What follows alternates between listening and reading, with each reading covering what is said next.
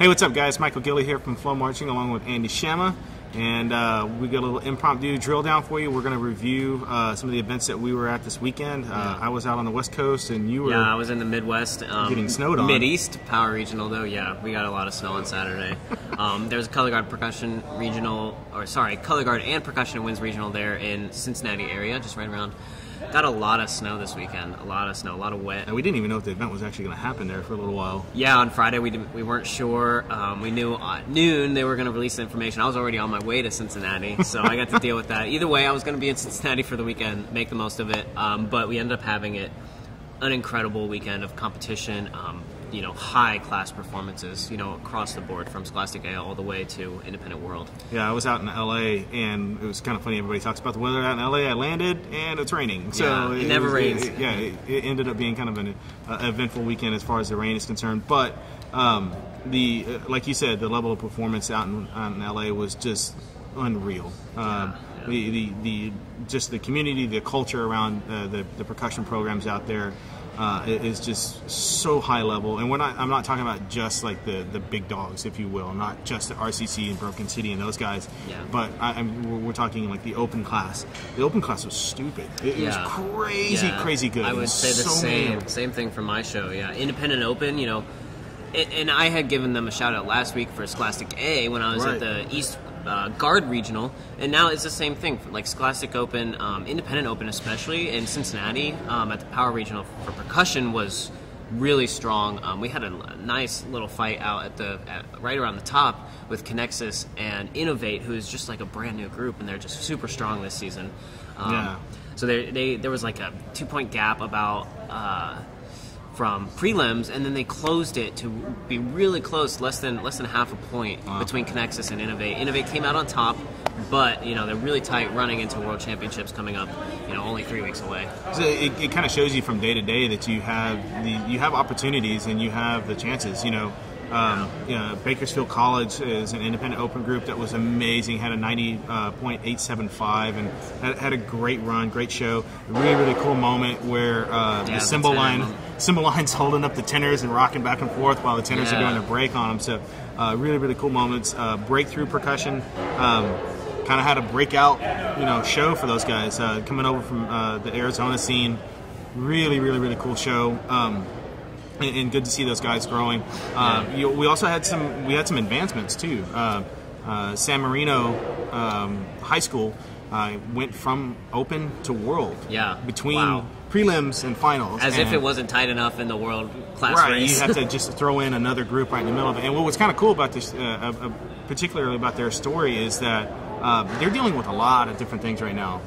They're one of their senior tenor players has a torn meniscus in his knee, so he's done for the year. Kind of sucks. You know, you're a senior. You finally take your program to the highest level that you can possibly reach, and your knee kind of gives out on you. They've got another tom player that's also is hurt as well too. So not only are they getting bumped into world class, which is, that's hard enough as it is. But they're filling in these new positions with new guys who are learning the new show with like weeks to go in the season. It's not like you're having to in December I've got to replace a guy. No, you're replacing a guy in the eve of your show of your year, and it's just an amazing job that those guys are doing. That kind of reminds me of this analogy that my instructors always gave me, is when you're merging onto the highway, you have to be going 60 on the merge on the on-ramp. You can't be going 35 speeding up into 60. You have to hit the highway going the speed limit so that you can fit in right at the same speed everybody else is going, and you have to match what everybody else is doing. And at this point, we're late in the season. People are like these kids are at their highest, at their peak level of the season right now. You know, they're reaching it. They're just getting into it, and over these next couple of weeks, we're really going to see them develop into a world championship group. Right, and what you're also seeing too is you're seeing the shows evolve. And I can't tell you how many people we talked to. They were like, "Yeah, it's not done yet. It's not done yet. It's not quite done yet. It's almost there." So there's an evolution of the show all the way up until finals, all the way until they walk off the floor. Right. Last year I remember very vividly we saw Pulse add in the red the red flyover material, at semifinals. I mean, you'll see that a lot this year, I imagine. Right. So you're seeing an evolution on the shows. One of the things that everybody's talking about right now is Ayala's show and how just crazy hard it is. I was talking to several people on the lot, and they were saying that this is one of the hardest percussion scholastic world shows that they've ever seen, like ever. Wow. And the level of difficulty that the guys are playing as far as music, the visual part of it with all the chairs is just crazy. Was it Ayala who pushed 94 this weekend? That was Chino Hills. Chino Hills pulled out a 94 this weekend. Chino Hills it's a machine. We were filming some technique videos with them, and actually it was kind of funny because the camera guy that was filming them, non-percussion guy, non-band guy, so he doesn't get it. But at the same time, he was watching them, and we were taking takes, and a lot of times, take, retake, cut it, do it again. Yeah, redo it. And they would bang, do it. Bang, done. Perfect. And he literally turned to me at the end of the shoot and was just like, "These guys are machines. They just never screw up." They're continuing to add things, and what they're actually starting to get to the point of is not necessarily like wholesale big changes, but now it's starting to refine the show, so where they're asking every single individual performer to squeeze every last little bit of GE, every last little bit of emotional connections to the shows, and squeeze that out so that it maximizes what they're doing. Yeah, I actually have a really good parallel, because we see that with Rhythm X really right now. This is like, I got an interview with one of their snare drummers, and they were talking about how really the rest of the season is making it your own, allowing the performers to really fit in exactly to the role and the character that they want, that the designers initially, thought of. Yep. And now they're really, as this last 3 weeks comes to fruition in World Championships, we've got these members that just, we're seeing a side of them we haven't ever seen before. Right. And so, just to give continued shout out for Rhythm X, they are just blown away, the competition this year. Their show is a lot of fun. It's really unconventional. They don't use a tarp. Yeah. They've got members moving around everywhere, including the front ensemble members. They've got prop pieces with drum set pieces on top, sliding around the floor on little boxes. And then they all come together, of course. You got the drum set player literally flying across the floor on his, self-contained drum set, being pushed around by visual members. Really impressive show this year. One of the things I really appreciate about what the members are being asked to do is showcasing something that percussionists do really well, and that's transition from instrument to instrument. If you think about it in terms of a concert percussion, ensemble, you might be playing timpani, you might be playing vibes, you might be playing triangle, or jump over the snare drum, steel band, or whatever. Like, there's thousands and thousands of different percussion instruments.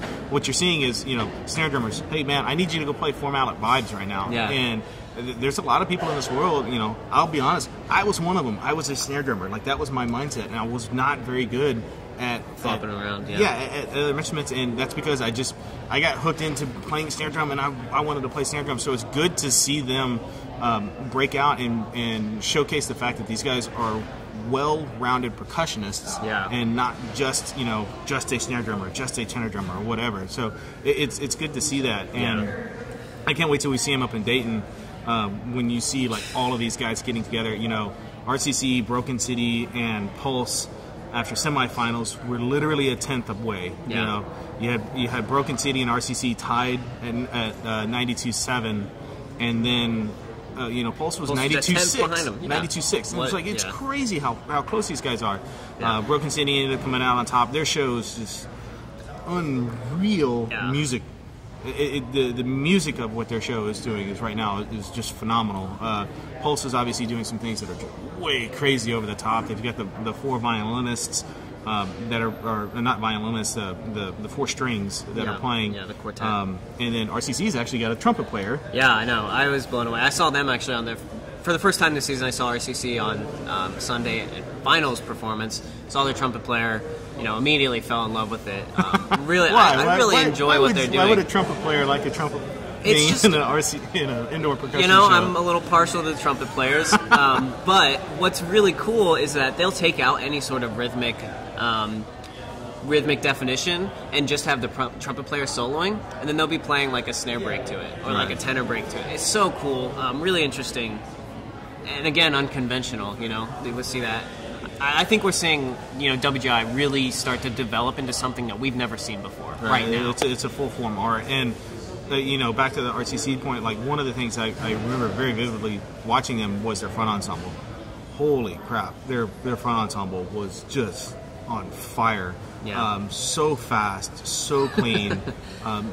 Just their technique was flawless. And I was just super, super impressed with those guys and what they're capable of doing. So I can't wait to see what else is going on.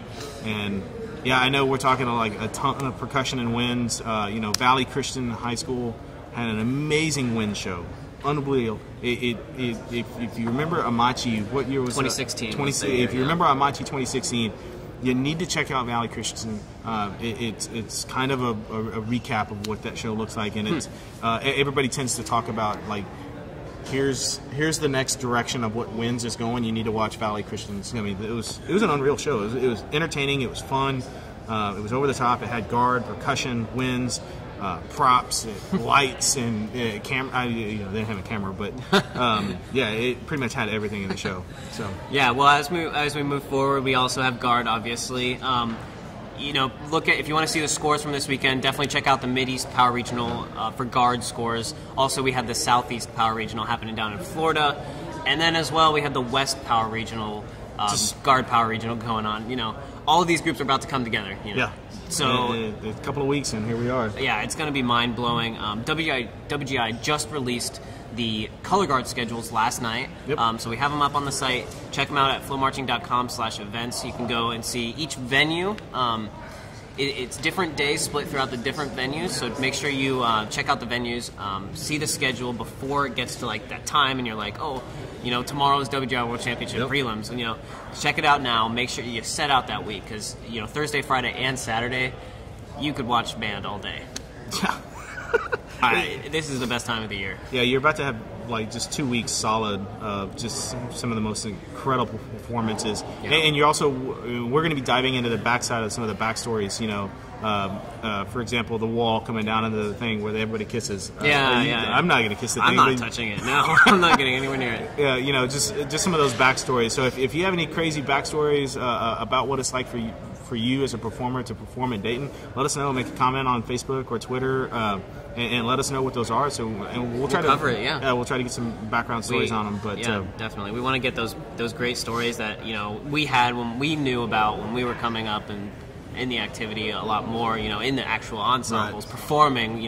Those things that people around your groups are doing. That's just amazing, and you're just like, well, I don't have any perspective on it because I'm next to them and I live next to them and I participate with them on a weekly basis. But so yeah, that's what we're looking for. Also, just to give you some dates, so we've got guard World Championships happening April 12th, 13th, and 14th. That's Thursday, Friday, Saturday. That next week, April 19th, 20th, and 21st, we've got Percussion World Championships. Yep. And then on that Saturday and Sunday, we will have Winds prelims on Saturday at the Nutter Center, and then finals finally at UD Arena. And that'll be WGI for the season. Yeah, it's crazy.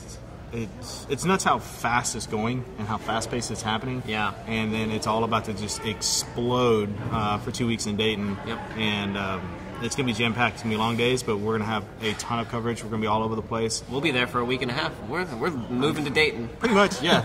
So, yeah. Can't wait to see what happens and see these shows evolve. We've already seen like a massive progress all season long of what these shows have evolved into, and now we're about to hit those last 2 weeks, 3 weeks surge where people are going to be like, okay, now it's time to add the finishing touches on the shows. Yep, and we'll see those final shows. It's going to be crazy. It's going to be awesome. Can't wait. We hope you guys join us for those streams. It's going to be a lot of fun. We can't wait to cover it on the ground. So yeah, there we go. Twitter, Snapchat, Instagram, Facebook, all at FloMarching. We'll see you next week. Later, guys.